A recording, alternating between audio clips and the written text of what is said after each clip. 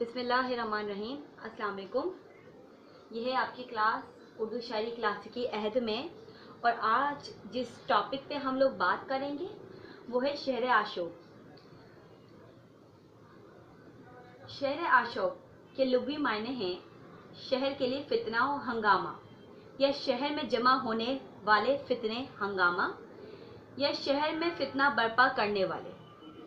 इस्तिलाह में इस नज़म को कहते हैं जिसमें मुख्तलिफ पेशों तबकों से ताल्लुक़ रखने वालों का जिक्र हो। डॉक्टर सैयद अब्दुल्ला के अल्फाज में शहर आशोब वो नज़म है जिसमें शहर या मुल्क की इक़्तिसादी या सियासी बेचैनी का तज़किरा हो, या शहर के मुख्तलिफ तबकों की मजलिसी ज़िंदगी के किसी पहलू का नक्शा मज़ाहिया तंज़िया अंदाज में खींचा गया।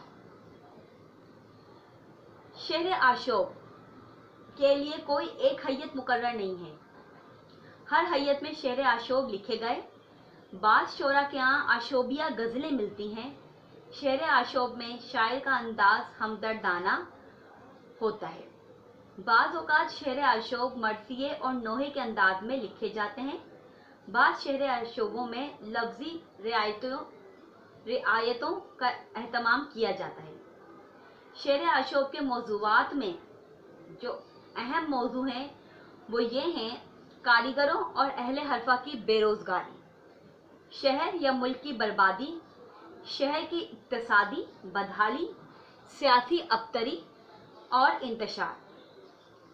कदीम तुर्की और फ़ारसी अदब में शहर आशोब की बहुत सी मिसालें मिलती हैं। मोहम्मद शाह के अहद में सियासी और मुल्की इंतशार और अबतरी के नतीजे में उर्दू में बड़ी कसरत से शहर आशोब लिखे गए।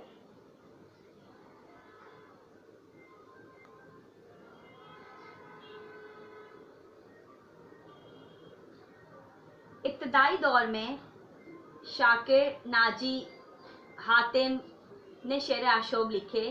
शाकिर नाजी के शेर आशोब में नादिर शाही हमले, दिल्ली की बर्बादी, हिंदुस्तान की फ़ौज की बुज़दिली का जिक्र है। सौदा और मीर ने इसी की तकलीद की। सौदा के एक शेर आशोब की हैयत कसीदे की है और दूसरे की मुखम्मस की। कसीदा शहर आशोब जिसमें अवाम की बेरोज़गारी, किल्लत मौश, दिल्ली की बर्बादी का जिक्र है। मीर ने अपने शहर आशोब में इक़्तिसादी बदहाली, दरबारी माहौल का नक्शा खींचा है। मीर और सौदा के शहर आशोब में अपने ज़माने की सियासी फिदा की कामयाब अक्कासी करते हैं। नज़ीर अकबर आबादी के शहर आशोब में आगरे की मुआशी बदहाली, फ़ौज की हालत ज़ार, इमारतों और बागों की तबाही और बर्बादी का मकामी ज़ुबान में खूबसूरत नक्शा खींचा गया है। नज़ीर के लहजे से दर्दमंदी ज़्यादा झलकती है। शफीक, औरंगाबादी, सैय्या, हसरत और मीर हसन ने भी शेर आशोब लिखे हैं। 1857 के इनकलाब के बाद शेर आशोब की हैयत और मौजू में कई तब्दीलियाँ आई।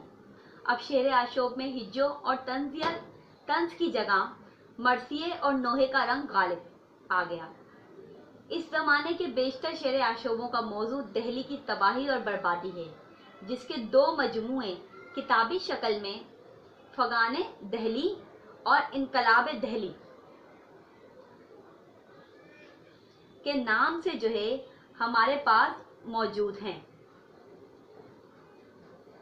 दिल्ली के मुतालिक शेर आशोब लिखने वालों में आरजू दहलवी, अफसरदा दहलवी, तिश्ना, सालिक, ज़हीर, मुबीन, मोहसिन, डाग, गालिब और हाली वगैरह नुमाया हैं। इन शोरा ने दिल्ली की अजमत और इनकलाब की हमा पहलू तबाहकारी और बर्बादी की दास्तानों को मौज़ूए सुखन बनाया है। ये गमनामे दिल्ली की तहजीब व माशरत के मरसिए हैं, अगरचे इन पर नोहे का रंग गालिब है, मगर हर शायर का इनफरादी तासुर जुदा है। कोई बादशाहत के खात्मे पर रो रहा है, किसी को अहबाब के बिछड़ने का ज़्यादा गम है, किसी को दिल्ली की इल्मी शख्सियात और मजालिस के खात्मे का रंज है, और किसी को अपने बीवी बच्चों की हलाकत का सदमा है। किसी को दिल्ली की तारीखी इमारत और यादगारों की तबाही का कलक है। गर्द हर शेर आशोब शायर के ज़ाती रुझानात का आईना दार है, और इसी निस्बत से اس کے لہجے اور زبان و بیان میں ہمدردی زیادہ ہے، تاہم دہلی شہر سے محبت کا گہرا جذبہ سب کے یہاں موجود ہے۔ ان شعری آشوبوں میں سے پتہ چلتا ہے کہ دہلی پر قبضے کے بعد انگریزوں نے کس طرح دہلی کو تاراج کیا، کس طریقے سے شرفا کو ذلیل اور رسوا کیا گیا، محب وطن لوگوں کو قتل کیا گیا، شاہی خاندان کے افراد شہر سے نکل کر جائے امن کی تلاش میں در بدر کی ٹھوکریں کھاتے پھرے۔ ان تمام شعر آشوبوں میں داغ کا شعر آشوب انفرادی خصوصیات کا حامل ہے اور زبان و بیان کی خوبی اور اثر انگیزی کے لحاظ سے بے نظیر ہے۔ بعض شعرائے دہلی کی تباہی پر آشوبیہ غزلیں بھی لکھی ہیں۔ دہلی کی تباہی کے اثرات کم اور ملک کی سیاسی فضا میں تبدیل ہوتی ہوئی نظمیں شعر آشوب کا رنگ میں بدل گئی ہیں۔ اس دور میں برق لکھنوی، کیفی دہلوی اور عمر انصاری نے متعدد شعر آشوب لکھے۔ حالی کے شعر آشوب مد و جزر اسلام، جسے ہم مسدس حالی کہتے ہیں، اور شکوہ ہند اسماعیل میرٹھی کے قصیدہ عبرت، نوائے زمنستان، قلعہ اکبر آبادی اور شبلی کا شعر آشوب اسلام زیادہ اہم ہے۔ جدید دور میں شعر آشوب نہیں لکھا جاتا، مگر سیاسی اور اقتصادی موضوعات پر لکھے جانے والی اکثر نظمیں شعر آشوب کے ذیل میں آتی ہیں۔ تقسیم ہندوستان اور پھر سقوط مشرق پاکستان کے نتیجے میں جو قتل و غارت گری، بے روزگاری، اقتصادی پریشانی اور انتشار و ابتدی کی کیفیات پیدا ہوئیں، جدید شعراء نے اپنے اپنے انداز میں ان پر نظمیں لکھی ہیں۔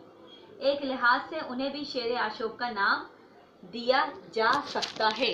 وہ کیسے دیا جا سکتا ہے کہ کتنے ہی ایسے شعراء ہیں جنہوں نے ہندوستان کو اور جو ہے پاکستان کو الگ ہوتے ہوئے دیکھا، پھر تو متعدد جو ہے نا انہوں نے نظمیں لکھی۔ اچھا، شعر و آشوب کی اگر مثالیں دیکھیں جائیں تو اس میں دیکھیں، خراب ہیں وہ عمارات کیا کہوں تجھ پاس، کہ جن کے دیکھے سے جاتی رہی تھی بھوک اور پیاس، اب جو دیکھو تو دل ہوئے زندگی سے اداس، بجائے گل چمنوں میں کمر کمر ہے گھاس، کہیں ستوں پڑا ہے تو کہیں مرگول۔ یہ سودا کا مخمس شعر آشوب ہے، جہاں پر انہوں نے دہلی کی بربادی، دہلی کی تباہی کا خوبصورت نقشہ کھینچا ہے۔ اس کے علاوہ ایک اور مثال دیکھیں ہم نذیر اکبر آبادی کے شعر آشوب کی دیکھیں، مارے ہیں ہاتھ ہاتھ پہ سب کے یہاں کے دستکار، اور جتنے پیشہ دار ہیں روتے ہیں زار زار، کوٹے ہے تن لوہار تو پیٹے ہے سر سنار، کچھ ایک دو کے کام کا رونا نہیں ہے یار، 36 پیشے والوں کا ہے کاروبار بند۔ ایک اور جو چیز آئی ہے ہمارے یہاں پر وہ دیکھیں، لکھنؤ کے بارے میں جو شعر آشوب لکھا گیا، کالج یہاں پر جتنے ہیں سب لاجواب ہیں، اسکول بھی ہمارے یہاں بے حساب ہیں، بیکار کچھ ہیں بات حماقت ماب ہیں، بیکار مدرسے ہیں مکاتب خراب ہیں، بڑھ کر ہے جامعہ تواز اندیشہ گماں۔ یہ تھی وہ مثالیں شعر آشوب کی جو ہمیں ملتی ہیں۔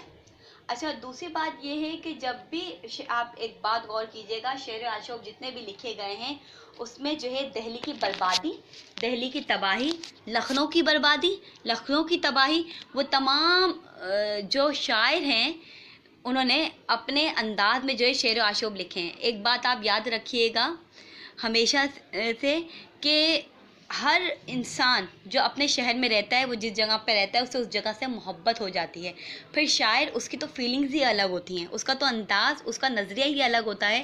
تو آپ خود بتائیں وہ کس انداز سے جو ہے اپنی چیزیں بیان کرے گا، کس انداز سے اس کے سوچنے کا انداز جدا ہوگا، کس انداز سے اس کا سوچ مختلف ہوگی۔ وہ ایسے مختلف ہوگی کہ پہلے زمانے میں کیا ہوتا تھا، شعر آشوب اس طریقہ کار میں بھی ہمیں ملتے ہیں کہ جب ایک خاندان کا فرد، کوئی بڑا بزرگ یا کوئی بادشاہ، کوئی جو ہے رئیس جو ہے سفر کرتا تھا، تو اس کے ساتھ ساتھ وہ اکیلا سفر نہیں کرتا تھا، اس کے ساتھ ساتھ اس کا پورا قبیلہ جو ہے ہجرت کرتا تھا۔ اس ہجرت کے نتیجے میں پورا خاندان ایک جگہ سے دوسری جگہ باقاعدہ ہجرت کر کے گیا۔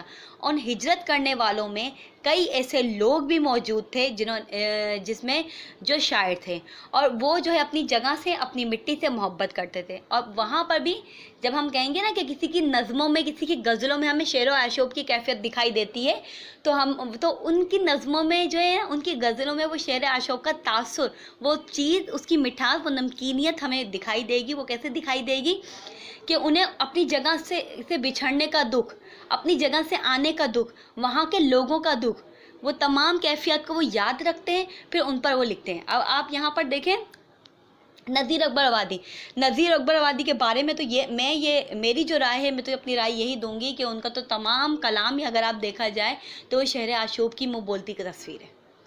وہاں پر آپ کو بے روزگاری ملے گی ان کے کلام میں، ان کے کلام میں آپ کو بدحالی ملے گی، ان کے کلام میں آپ کو بے چینی ملے گی، ان کے کلام میں بے سکونی ملے گی، ان کے کلام میں جو یہ ہمارے یہاں پر ایک دوسرے سے محبت ختم ہوئی ہے، انسان کی انسان سے محبت، وہ تمام چیزیں جو ہے نا آپ کو نذیر اکبر آبادی کے کلام میں ملیں گی۔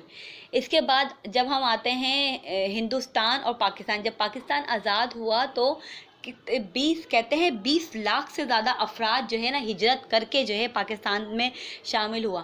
اب وہ جو ہجرت کرنے کے دوران جو قتل و غارت گری شروع ہوئی تھی، اس قتل و غارت گری میں کتنے ہی لوگ ایسے تھے جو انہوں نے پاکستان کی شکل نہیں دیکھی۔ اب کیا ہے، اس میں جو شعراء نے ہجرت کی ہے نا، ان شعراء نے جو شعر آشوب لکھے ہیں، تو وہاں پر آپ دیکھیے گا ان کا اپنے دوستوں سے بچھڑ جانے کا دکھ، اپنوں سے بچھڑ جانے کا دکھ، معاشرے کی بدحالی، معاشرے میں بے روزگاری، یہ تمام چیزیں آپ کو ملیں گی۔ آپ اگر ناصر کاظمی کو پڑھیں تو ان کی غزلوں میں آپ کو جگہ جگہ پر شعر آشوب کی جو ہے نا کیفیت آپ کو دکھائی دے گی۔ وہ کیا کر رہے ہیں، وہ اپنے اس دور کو یاد کر رہے ہیں، وہ اپنے اس لوگوں کو یاد کریں، وہ واپس سے وہاں پر پلٹ کر جانا چاہتے ہیں۔ وہ کیوں جانا چاہتے ہیں؟ کیونکہ انہیں لگتا ہے کہ وہاں کے لوگ، وہاں میں واپس جاؤں اور وہاں پر پھر سے میں اپنی زندگی کا آغاز ویسے کہ ویسے کروں جیسے میری زندگی تھی۔